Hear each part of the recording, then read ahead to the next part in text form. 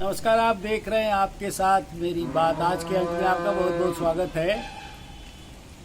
संसद में महुआ मोइत्रा तृणमूल सांसद अपने आचरण के कारण निष्कासित कर दी गई।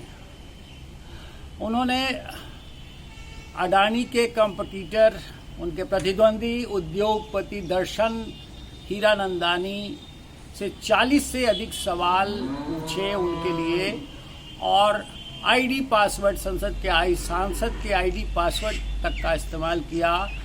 उन्होंने लोकाचार समिति के समक्ष जो अपने बयान दिए, जिस तरह से वो तिलमिलाती रहीं, वो जवाब नहीं दे पाई थी।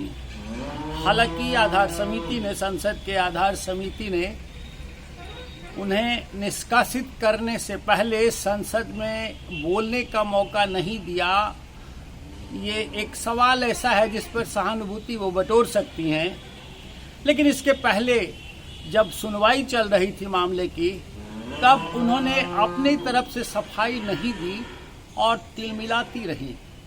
ये उनका आचरण इस तरह से ये साबित करने वाला है कि वो जबरन संसद बन के सांसद पद का इस्तेमाल करते रहे, दुरुपयोग करते रहे और पैसे लेकर के सवाल पूछती रही।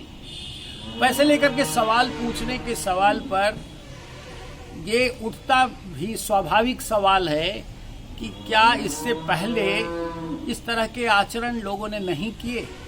इस तरह के आचरण 2005 में भी 11 सांसदों ने किया था, पैसे लेकर सवाल पूछे थे और उसके चलते उन्हें संसद की सदस्यता गंवानी पड़ गई थी।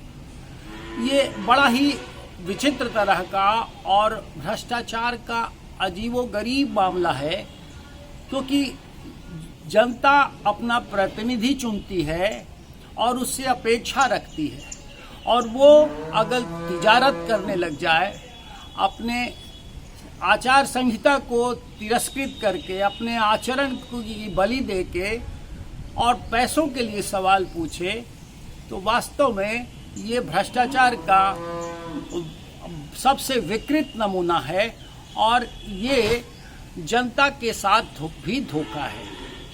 इस तरह का आचरण करना भ्रष्टाचार का चरम है और कहीं न कहीं इसे माफ कतई नहीं किया जाना चाहिए। उनका ये तर्क कि ये बड़ा ही मोदी सरकार ने जालिमपना किया है, ये वाकई सटीक नहीं लगता, इसलिए कि उनका आचरण भ्रष्टाचार में सराबोर रहा है और भ्रष्टाचार के लिए संसद नहीं है। कोई भी सांसद जनता का सवाल उठाने के लिए जाता है, वो पैसे लेकर के और किसी उद्योगपति का सवाल पूछे, इसके लिए जनता उसे नहीं चुनती है। अब ये तर्क भी दिया जा रहा है कि विधुड़ी और अन्य सांसद जो सवाल जिस तरह से उठाए और हंगामा किए संसद में, लोकसभा में, उनको क्यों नहीं निष्कासित किया गया। उन पर कार्रवाई होगी और कार्रवाई अपने समय से होगी। उसकी एक परिपाटी है, एक गरिमा है, एक समिति है जो सारे आचरणों का निर्धारण करते हुए उस पर सुनवाई करती है। ये कहते हुए खुद को बरी कर लेना कि उन पर क्यों नहीं कार्रवाई की गई, तो क्या वाकई किसी भ्रष्टाचार के आचरण में पगे हुए सांसद को किसी और के मामले का उदाहरण पेश करते हुए बरी कर दिया जाना चाहिए? ये सवाल उठता है और ये सवाल मौजूद भी है, लेकिन जनता से अगर पूछा जाए तो बिल्कुल नहीं किया जाना चाहिए। जो भ्रष्टाचार में दोषी है, जो इस तरह से पैसे लेकर संसद में और जनता के प्रतिनिधि होने के बावजूद जनता के अधिकारों की लड़ाई लड़ने को छोड़कर वो सिर्फ पैसे का तिजारत करने लग जाए, तो उसे वाकई कभी माफ नहीं किया जाना चाहिए। तमाम तरह के तर्क दिए जा सकते हैं, लेकिन उन तर्कों का कोई मतलब नहीं रह जाता है। सिर्फ और सिर्फ यही आवश्यक है कि संसद देश की गरिमा है, लोकतंत्र का सबसे बड़ा मंदिर है और वहाँ कोई भ्रष्टाचार का आचरण अगर करता है तो उसे कतई माफ नहीं किया जाना चाहिए।